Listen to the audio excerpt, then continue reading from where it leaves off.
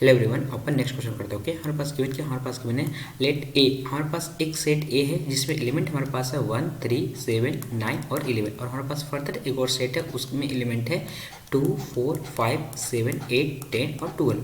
तो अपन को पूछा कि बताओ टोटल नंबर ऑफ 1 to 1 में कितने होंगे। और हमारे पास जो फंक्शन एफ है वो इस टाइप से डिफाइन है कि उसका जो डोमेन है वो ए है और जिसका को डोमेन है वो कितना है बी। और हमारे पास फर्दर इन्फॉर्मेशन गिवन है कि जो एफ ऑफ 1 है प्लस एफ ऑफ 3 है, इसके जो वैल्यू है किसके बराबर है 14 के बराबर है। क्लियर। ओके, चलिए देखते हैं हम लोग कैसे 1 to 1 वेब को निकालते हैं। ओके, तो हमारे पास जो गिवन है पहले इसको नोट डाउन कर लेते हैं।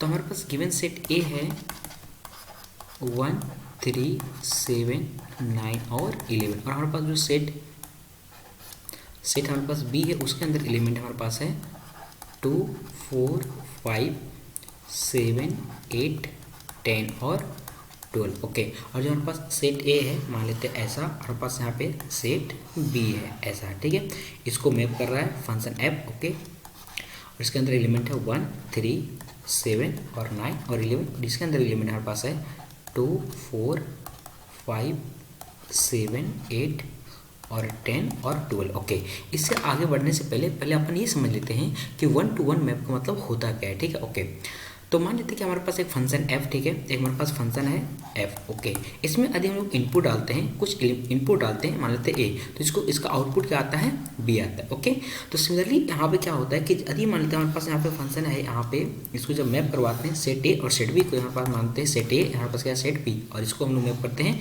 फंक्शन एफ के थ्रू। तो इसका मतलब ये होता है कि जब हमारे पास इसमें कुछ इनपुट डालते हैं, जब हम लोग डोमेन का कोई एक एलिमेंट लेते हैं, तो उसको जो आउटपुट आता है वो हर बार क्या होना चाहिए अलग और यूनिक। फॉर एग्जांपल यदि मान लेते हैं यहाँ पे एलिमेंट है ए बी सी डी और ई, और यहाँ पे मान लेते हैं नंबर 1 2 3 4 5 और 6। ओके, और यहाँ पे मान लेते हैं 7।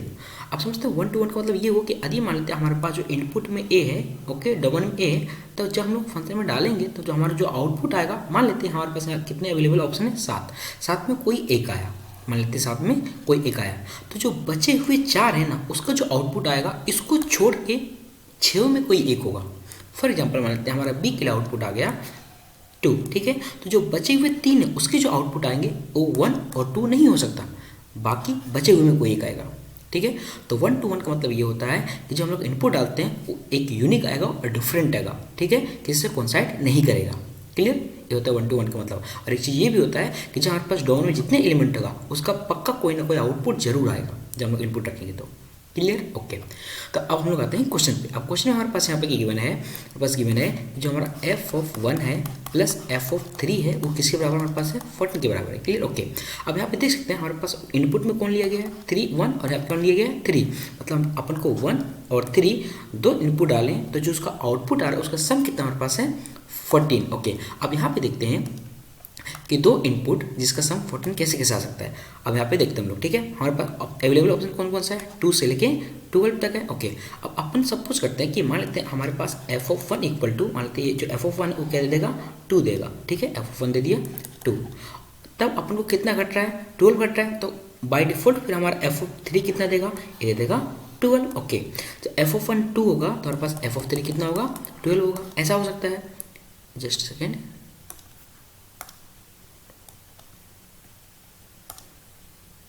पास 12 होगा, ऐसा हो सकता है।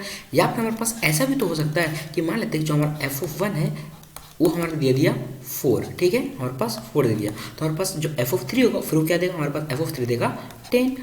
ओके, एफ ऑफ देगा 3, हमारे पास देगा 10। ओके, अब हमारे पास जो गिवन यहाँ पे है ऑप्शंस में उसमें से और हमारा भी कोई भी ऑप्शन मैच नहीं कर रहा है।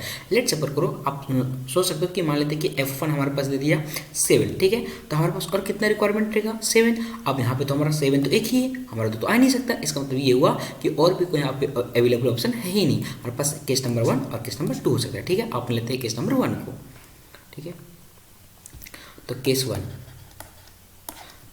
जब हमारे पास क्या होगा एफ ऑफ 1 हमारे पास कितना होगा 2, और हमारे पास एफ ऑफ 3 कितना होगा हमारे पास 12। ओके, आप यहाँ पे सोच सकते हो कि जब हमारे पास एफ ऑफ 1 2 है और एफ ऑफ 3 12 है, तो उल्टा भी तो हो सकता है, मीन्स ऐसा भी तो हो सकता है कि एफ ऑफ 3 हमारे पास बन जाए 2 और हमारे पास एफ ऑफ 1 बन जाए 12। ये भी हो सकता है, मतलब कितने कितने तरीके से, 2 तरीके से, 2 वेज से। ठीक, ओके। हमारे पास बचे हुए क्या हैं, उसके लिए तो कोई रिस्ट्रिक्शन नहीं, आप यहाँ पे देख सकते हो हमारे पास बचे हुए हैं। फॉर एग्जांपल यहाँ पे 7 के लिए और 9 के लिए और 11 के लिए हमारे पास कोई ऑप्शन नहीं है। आप यहाँ पे एक चीज़ गौर कर सकते हो कि हमारे पास केस नंबर 1 के लिए जब अपन ने 2 और 12 को फिक्स कर दिए तो हमारे पास बचा कितना, हमारे पास बचा हुआ है यहाँ पे 5 ऑप्शन है। ठीक है, हमारे पास कितने ऑप्शन है, 5 ऑप्शन में। अब ये अपन क्या करते हैं, 7 को लेते हैं। अब 7 के पास कितने ऑप्शन हैं लेने का, 5। कौन कौन, ये 2 भी ले सकता है, 4 भी ले सकता है, 7 भी ले सकता है, 8 भी ले सकता है और 10 भी ले सकता है। लेकिन ये 2 और 12 को नहीं लेगा क्योंकि ऑलरेडी 1 और 3 से आ चुका है। हमारी बात समझ में आ रही है, ओके। हाँ, तो अपन क्या करते हैं, हमारे पास 7 के पास कितने ऑप्शन है, 5 ऑप्शन है। तो 7 में 5 में कोई एक ले लेगा वैल्यू। ठीक है, ओके। इसका मतलब ये हुआ कि 7 के पास आउटपुट देने का 5 तरीके, ओके। अब अपन जब 7 का सिलेक्शन कर दिया तो हमारे पास किसकी बारी बची, 9। अब 9 के पास कितना ऑप्शन रहेगा, 9 के पास 4 होगा। क्यों, क्योंकि 7 ने कोई ना कोई एक आउटपुट ले चुका होगा। तो बचे हुए 4 ऑप्शन में कोई एक ऑप्शन लेगा 9। Clear, okay. तो 9 के पास कितने रास्ते हैं लेने का, 9 के पास लेने के रास्ते हैं 4। अब हम लोग आते हैं किसके बारे में, हम लोग लेते हैं इसके बारे में, बचा 11। अब 11 के पास कितने रास्ते होंगे, बचेंगे 3। क्यों, क्योंकि 7 ने एक ले चुका है, 9 भी एक ले चुका है, तो 11 के पास बचा 3। तो हमारे पास 11 का आने चांसेस कितना होगा, 3। ठीक है, तो इसका मतलब हमारे पास इस केस में हमारे पास कितने तरीके से हुआ, हमारे पास हुआ यहाँ पे 2 × 5 × 4 × 3। ओके। अब ये 2 कहाँ से आया, ये 2 यहाँ से आया, 2 तरीके से ये वाला हो गया। और हमारे पास 7 आ सकता है, 7 का आउटपुट 5 तरीके से, 9 का आउटपुट आ सकता है 4 तरीके से, और हमारे पास 11 का आउटपुट आ सकता है कितने तरीके से, 3 तरीके से। अपन क्या करते हैं, इसको मल्टीप्लाई करते हैं तो हमारे पास यहाँ पे बन जाएगा 120। यह होता है केस नंबर 1। अपन लेते हैं केस नंबर 2 को। ठीक है, केस नंबर 2 क्या बोलता है कि यदि मान लेते हैं हमारे पास क्या होगा, f(1) की इक्वल टू हमारे पास होगा 4, हमारे पास होगा f(3) इक्वल टू होगा हमारे पास 10। ओके, इसका उल्टा भी हो सकता है, कैसे कि f(3) हो जाए हमारे पास किसके बराबर, 4 के बराबर, और हमारे पास f(1) हो जाए किसके बराबर, 10 के बराबर। ये कितने तरीके से हो सकता है, हमारे पास होता है 2 तरीके से, आइदर ये या फिर ये 2 वेज से हो सकता है। Clear, okay. अब हम लोग देख सकते हैं कि फिर हमारा 7 का आने का चांस, 7 का जो आउटपुट देने का चांसेस कितना हो सकता है, 5 तरीके से। कैसे, देखो अब 7 क्या कर सकते हैं, दे सकते हैं यहाँ पे 7 बचे हुए 5 में कोई एक देगा आउटपुट। क्लियर, क्योंकि ये 1-to-1 फंक्शन की बात कर रहे हैं, ओके। तो फिर हमारा 7 की हो गया। सिमिलरली हमारे पास 9 के पास कितने ऑप्शन है आउटपुट देने का, 4 ऑप्शन, क्योंकि 7 ने एक ऑप्शन खा चुका है।